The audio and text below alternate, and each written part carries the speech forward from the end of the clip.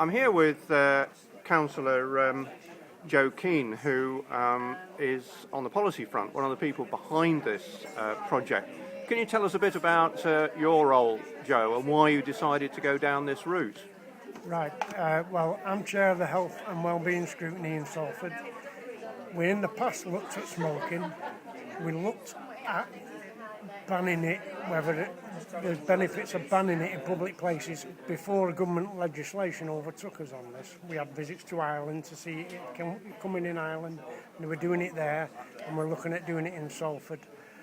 That was overtaken by government legislation, although we did produce a report and a booklet on that was with recommendations.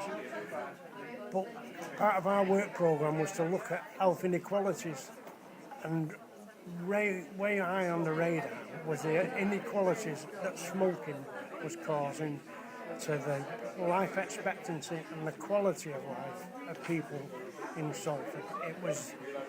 The life expectancy was 10 years less, and even than the other parts of the country, and even within other parts of Salford.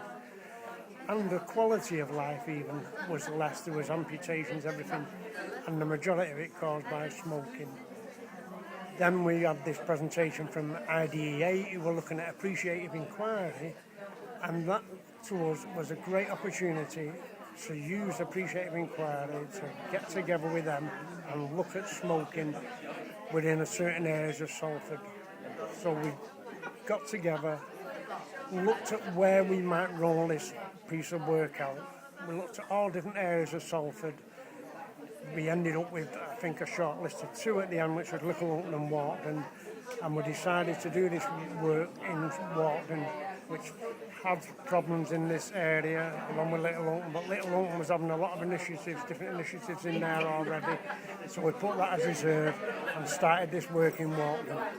And the enthusiasm that we've been met by everybody who wants to improve their lives in Warton has been absolutely outstanding, from the children to the older people to everybody, and that's where we are today now, to roll out the stories and everything that we've got.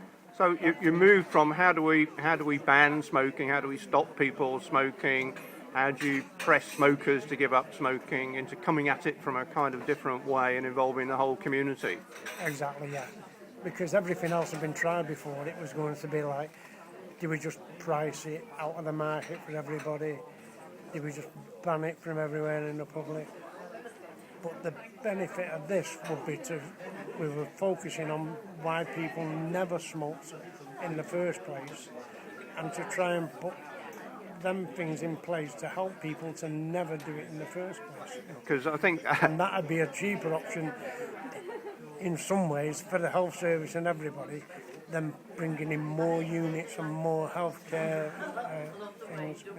So it's a different way of doing it. It's new to us.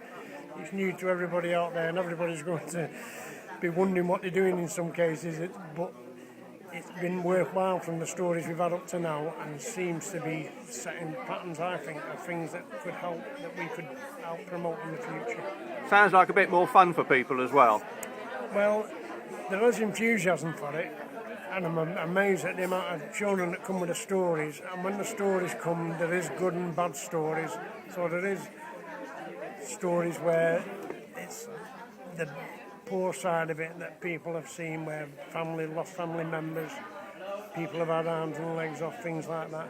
And then there's another side of it where people wanted to be different than other people, and it seems that the stronger people have been the ones that have not given in to smoking, and that have been strong personalities, and that's different than the macho vision that's presented in the past, where the smokers were the macho people. Now actually it's the non-smokers who are the people that are strong-willed and have got that inner strength.